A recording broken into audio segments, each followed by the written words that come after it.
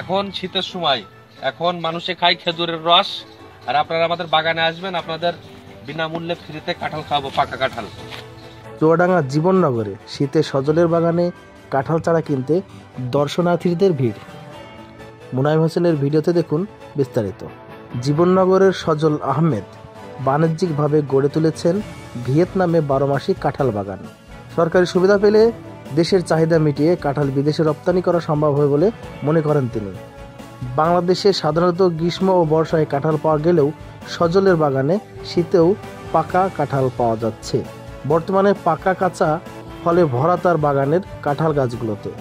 পুষ্টিগুণ সমৃদ্ধ হওয়ায় নতুন জাতের এই কাঁঠালের ব্যাপক চাহিদা রয়েছে বাজারে, তাই তিনি এই চাষে লাভবান হবেন বলে আশা করছেন।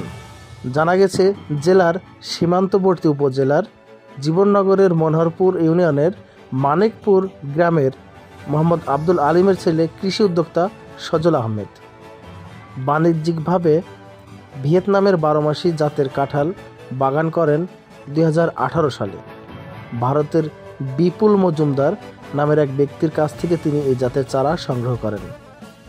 চারাগুলো বাগানে লাগানোর 6 মাস থেকে অল্প পরিমাণে ফল আসা শুরু করে, আর 4 বছর বয়স হলেই প্রতিটি গাছে পরিপূর্ণ মাত্রায় ফল ধরে।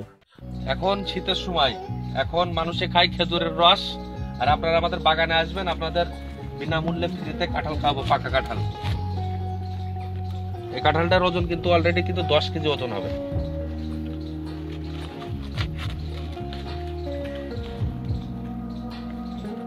আর এই কাঁঠাল কিন্তু আপনার ম্যাচুর যখন হয়ে যায় সেখন কিন্তু টিপে বোঝা যায় না। আর এই কাঁঠালটা এমনই একটা কাঁঠাল, আপনার এই কাঁঠাল পাকার পরে আপনি যদি মনে করেন যে নরম অবস্থায় খাবো, তাহলে এই কাঁঠালটা পেড়ে গাছ থেকে ঘরে রেখে খেতে হবে।